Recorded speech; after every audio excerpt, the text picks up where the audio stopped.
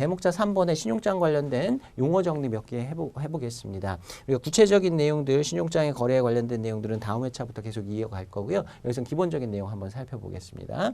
자, 서류는 신용장 거래를 위해서 필요한 문서들을 말하는데 송장 종류들이 여기 들어가고요. 그 다음에 운송 서류들 들어가고요. 보험 서류 들어가고 기타 포장명세서, 중량명세서, 뭐 기타 증명서 종류들 뭐 이런 것들이 요구될 수 있습니다. 각각의 서류들을 우리가 뒷부분에서 자세하게 좀 살펴볼 거고요. 자, 그 다음에 중간에 이제 두 번째 결제라는 그 용어가 나옵니다. 앞에서 우리가 신용장 정의를 영어로 볼 때 은행이 to honor, 결제하겠다는 확약을 말한다라고 얘기를 했었어요. 그 결제의 정의 세 가지, 결제라는 게 세 가지를 의미합니다. 자, 신용장이 일람 출급으로 이용되는 경우에 일람불로 지급하는 것. 두 번째, 신용장이 연지급으로 이용 가능한 경우 연지급을 확약하고 만기에 지급하는 것. 세 번째, 신용장이 인수로 이용 가능한 경우에 수익자가 발행한 환원을 인수하고 만기에 지급하는 것. 크게 나누면 이제 두 가지로 나눠볼 수 있어요. 신용장에 일치하는 서류가 제시가 되면 만기가 그 즉시인 겁니다. 그래서 서류를 갖다 주면 바로 돈을 주는 신용장, 그걸 우리가 일람지급 신용장이라고 해요. 일람지급 신용장. 결제라는 건 신용장을 개설할 때 일람지급 조건으로 신용장을 개설했다면 그에 따라서 돈을 주는 것. 이게 결제의 하나입니다. 자, 두 번째, 신용장을 개설할 때 연지급 신용장이라고 합니다. 연지급 신용장이라는 건 서류를 갖다 주면 그때 돈을 주는 건 아니고요. 연지급, 나중에 돈 주겠다는 뜻이죠. 연지급의 확약, 약정을 은행에서 해줍니다. 서류를 받았습니다. 일치한 제시입니다. 그러면 우리가 약속한 만기에 오시면 돈을 드리겠습니다 하고 약정서 같은 걸 써주는 거예요. 그러고 나서 그 만기에 은행에 찾아가면 은행에서 대금 지급을 하는 겁니다. 자, 세 번째에 나오는 건 인수로 이용 가능하다. 이걸 인수신용장이라고 하는데요. 이것도 이제 연지급 신용장이랑 결과는 같아요. 서류를 제시하면서 그 만기가 장래기일인 기한부 환원을 같이 발행해요. 그러면 은행에서 서류를 심사한 다음에 서류가 일치한다라고 하면 그 환원에다가 인수를 해줍니다. 인수를 하고 그 약속한 최초의 신용장을 개설할 때 약속했던 만기의 대금을 지급하는 거예요. 이 연지급 신용장과 인수 신용장 두 개를 우리가 유선스 LC 기한부 신용장이라고 합니다. 서류를 갖다 준 때 돈을 주는 게 아니라 나중에 약속한 기일에 돈을 주기 때문에 그 방법은 연지급에 약정을 하고 만기에 지급하는 것, 환원 발행해서 그 환원을 인수하고 만기에 지급하는 것, 그 차이는 있지만 두 개를 합쳐서 우리가 기한부 신용장, 유선스LC라고 얘기하고요.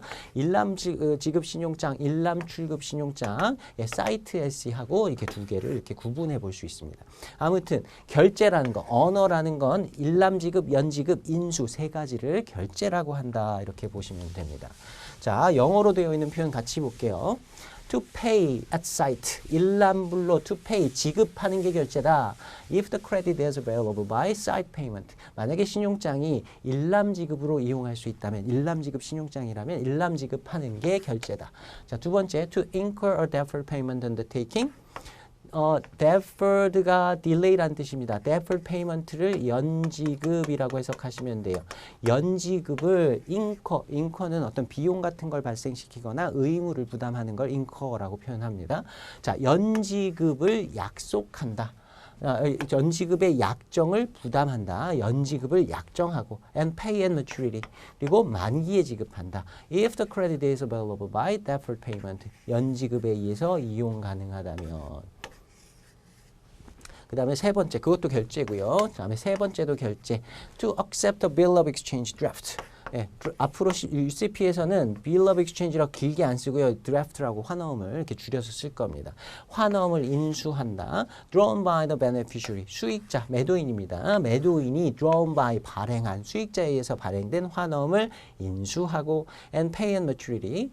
그리고 만기에 지급하는 것 if the credit is available by acceptance. 만약에 인수에 의해서 이용 가능하다면 인수신용장이라면. 이렇게 세 가지로 대금을 지급하는 걸 결제, 언어라고 부릅니다.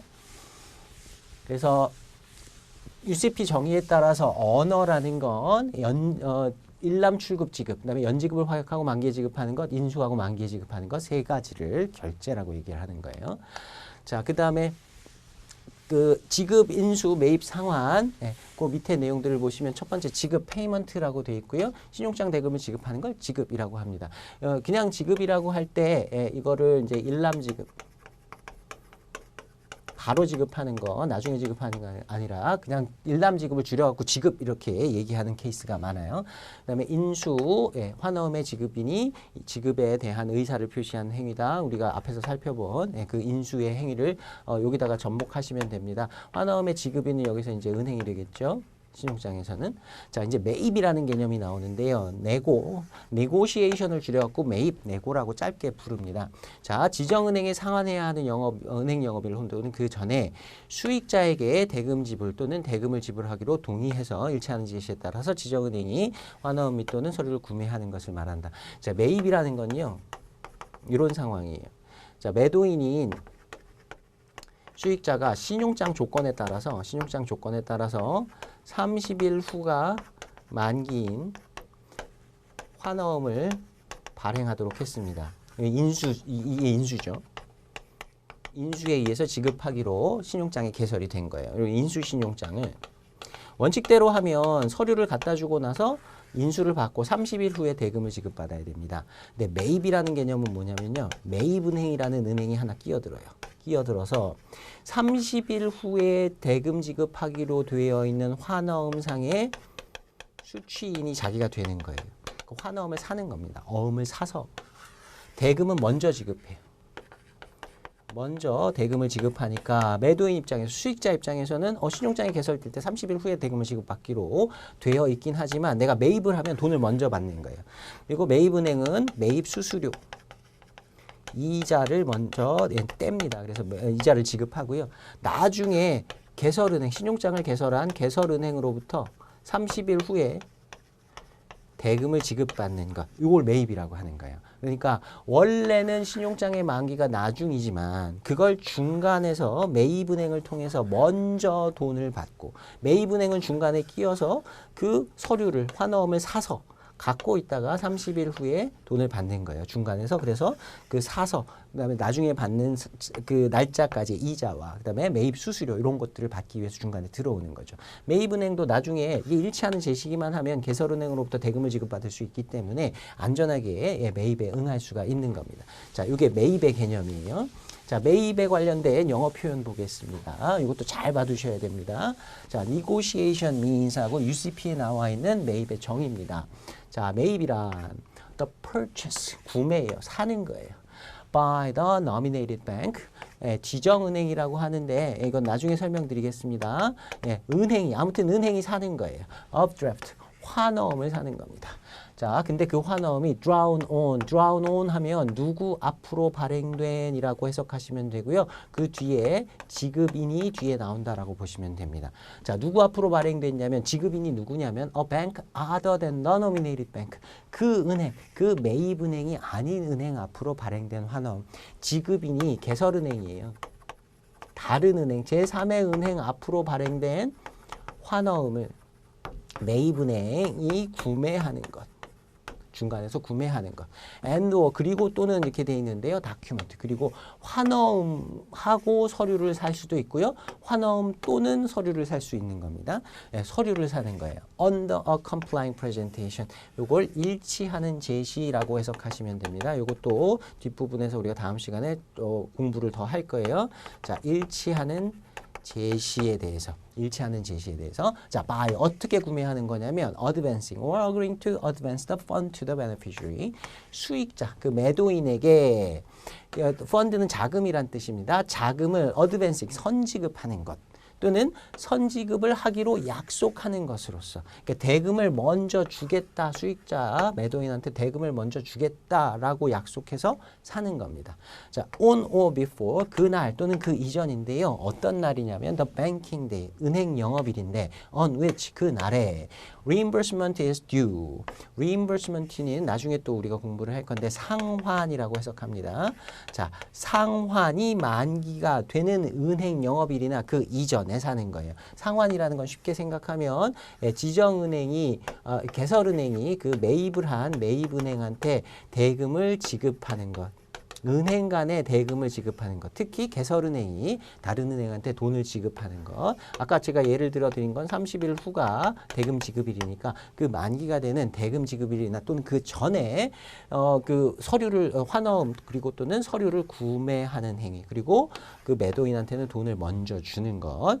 To the nominated bank, 그 지정은행에 상환되기로 된 날짜 그 전에 대금을 지급하는 것. 중간에서 사서 돈 먼저 주는 것, 요걸 매입이라고 한다. 간단하게 이렇게 보시면 되는 거고요.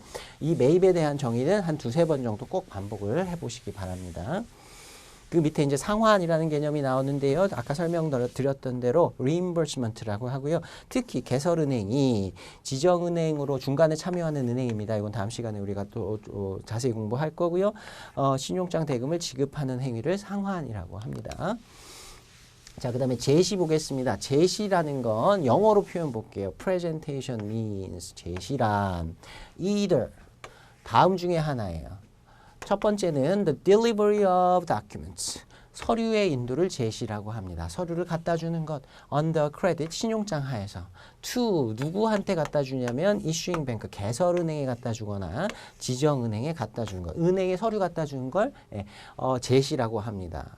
두 번째, 다음 중에 하나를 말한다라고 했는데요. The document so delivered. 그렇게 인도된 서류를 또 제시라고 합니다. 그러니까 첫 번째는 delivery of document, 인도를 하는 행위, 서류를 갖다 주는 행위도 제시라고 하고요. 두 번째 케이스는 그렇게 인도된 그 서류 자체도 제시라고 합니다. 그래서 우리가 나중에 일치하는 제시라는 표현을 굉장히 많이 쓰거든요. 일치하는 제시는 신용장 조건과 일치하는 서류, 이 두 번째의 의미를 얘기하는 거예요. 자, 제시라는 건 그 행위, 그 다음에 그렇게 인도된 서류 두 가지를 다 의미한다 보시면 됩니다. 자, 그 다음에 일치하는 제시라는 건 서류가 세 개예요. 신용장의 조건. 그 다음에 UCP, 우리가 공부할 UCP의 규정과 국제표준은행 관행이라는 것도 우리가 개념을 살펴봤습니다. 이 관행에 일치한다고 하면 그걸 일치하는 제시라고 보고요. 그 다음에 저촉되지 않는다라는 표현이 엄밀일치 말고 서로 저촉이라는 말은 이제 상충된다라는 말이에요. 서로 다르다.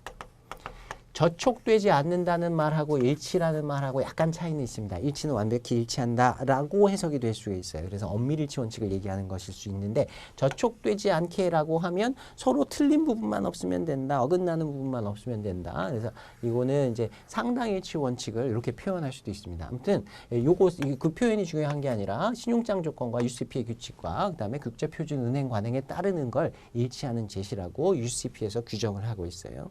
자, 그 다음에 마지막에 확인 내용 볼 텐데요. confirmation이라고 합니다. 이건 다음 시간에 우리가 좀 살펴볼 텐데 확인은행이라고 하는 또 은행이 따로 있거든요. 그 확인은행이 하는 행위를 확인이라고 합니다.